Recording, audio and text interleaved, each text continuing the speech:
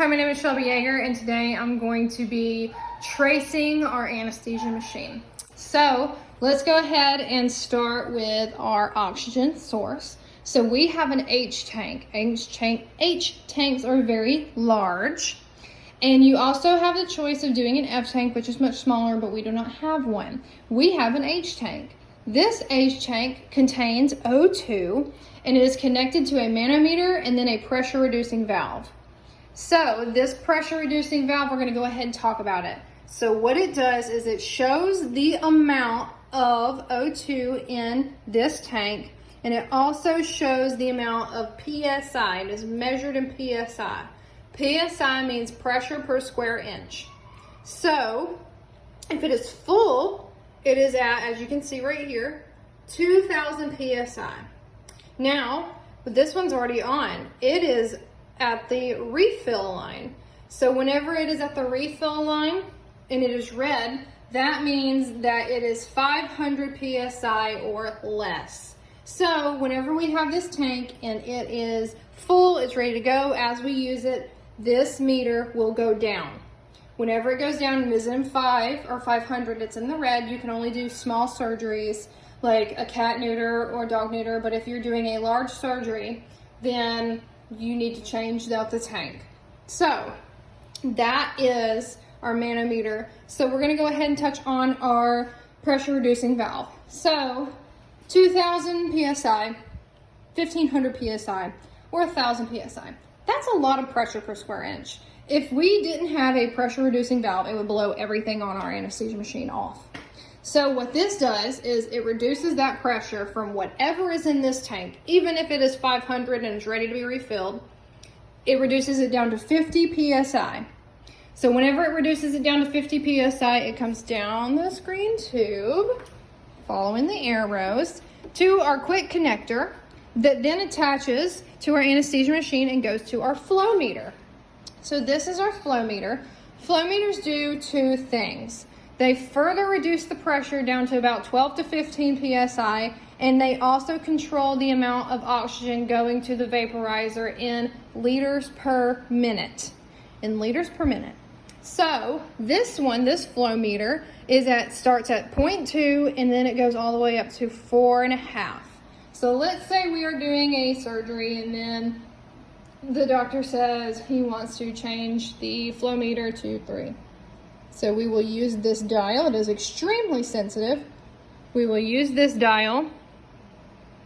We will adjust it to 3. It's extremely sensitive.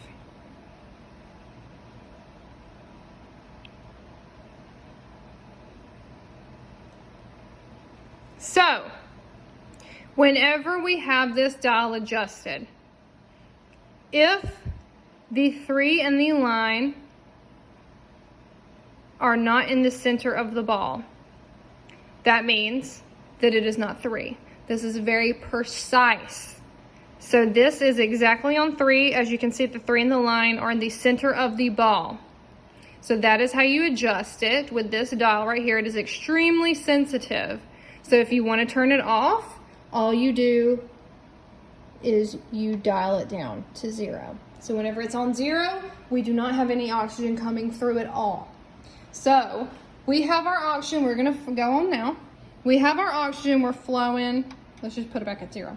But now, whenever you have it adjusted how you want, it comes through our flow meter, following the arrows, out the back to our inlet port that goes to our vaporizer. We have an isoflurane vaporizer. Vaporizers are inhalant specific. This one is specific to isoflurane. It clearly says it right here, use only isoflurane. So what you want to do first is you want to check your gauge. So this gauge will tell you how much liquid isoflurane you have in your vaporizer. So this one's almost full, but let's say that it needs to be changed. So we're going to unscrew this cap.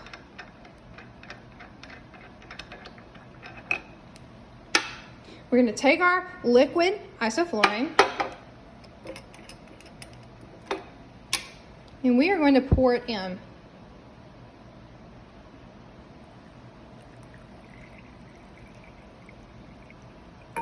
Okay. So we cap everything.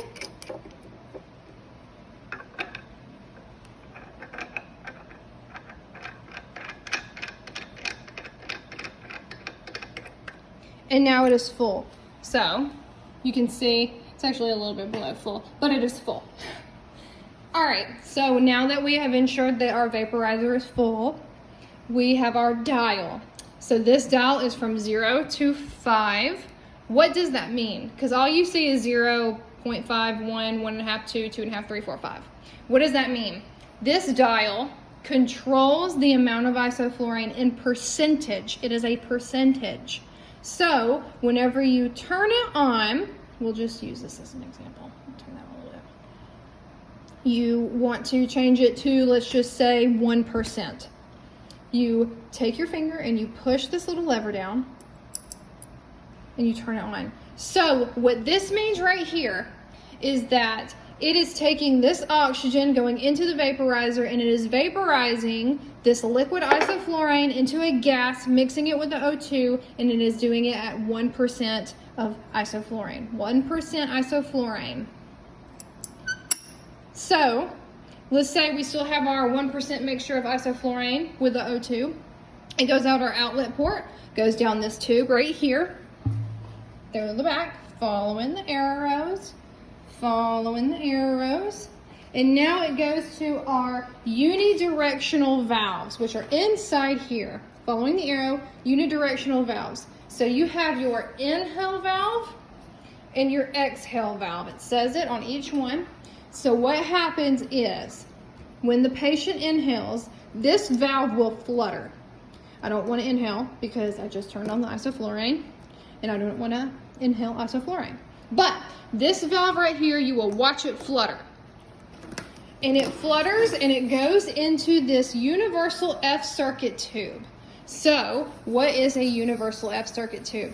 If you notice, this tube, it has a secondary blue tube on the inside. As you can see, it is actually 2 tubes.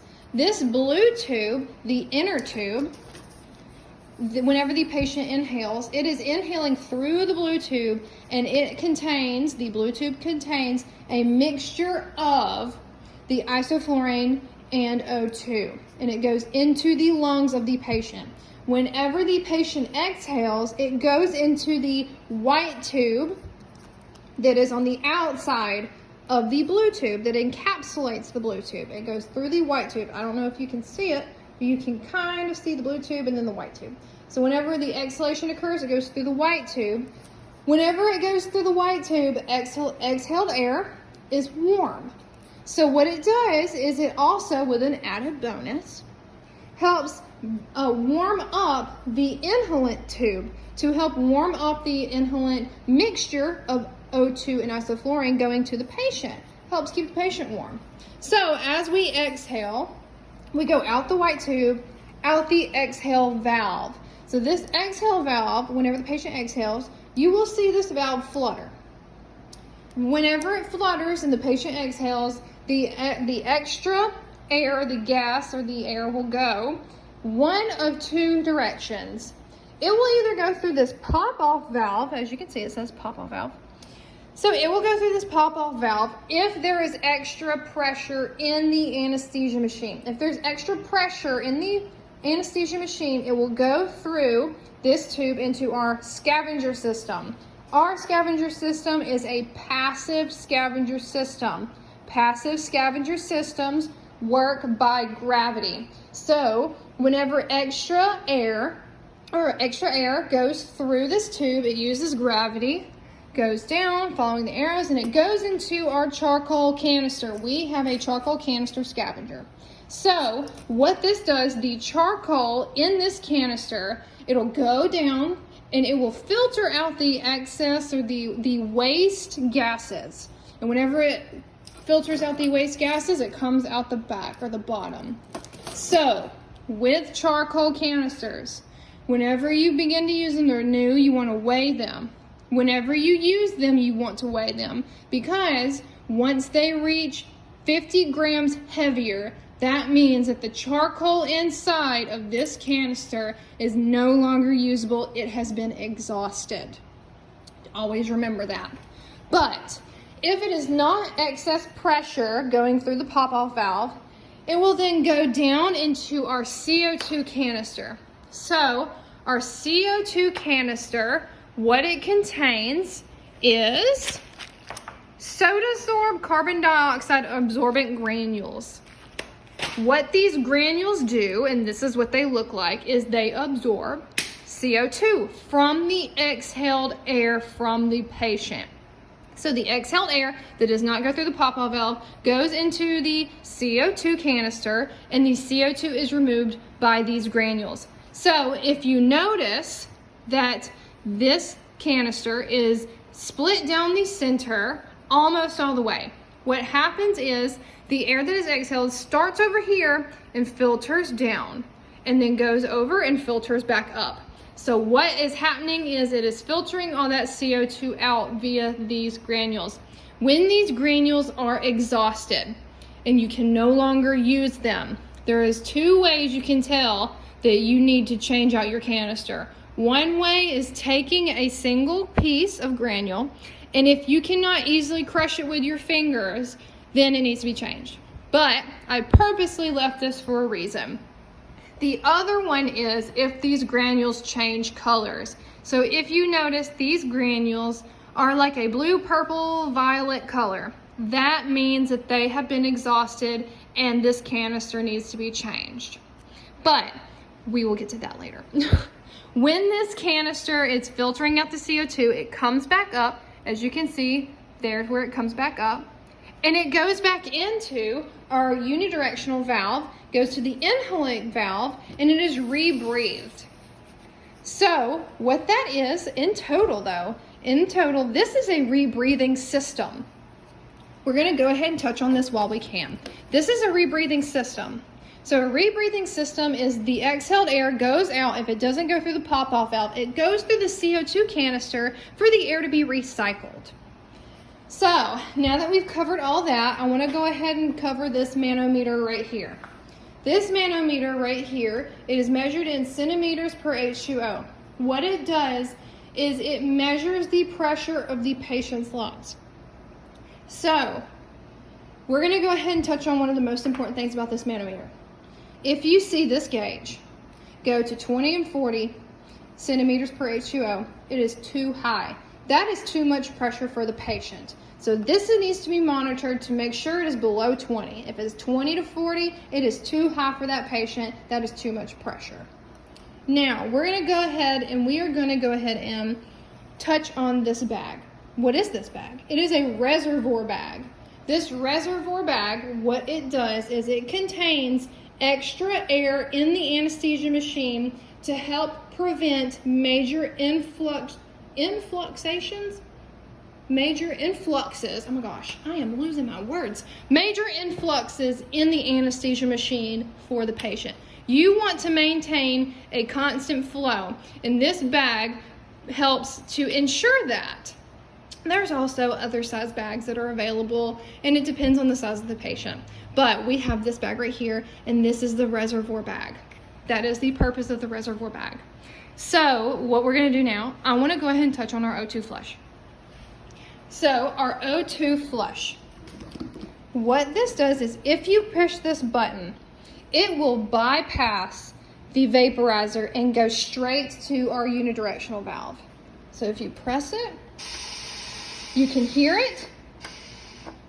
That noise, you noticed that it was whooshing out fairly, it made a noise, it made a whooshing noise. Whenever you hit this O2 flush, that means that 50 psi is coming out, bypassing the vaporizer, and then going into the universal or unidirectional valves, going to the patient, or going into the breathing circuit. Oh my goodness, I am losing my words again. But it bypasses the vaporizer and goes into the breathing circuit. Lord have mercy. Okay, I think I touched everything. Awesome. I don't think I missed anything. Perfect. So that is how you trace an anesthesia machine.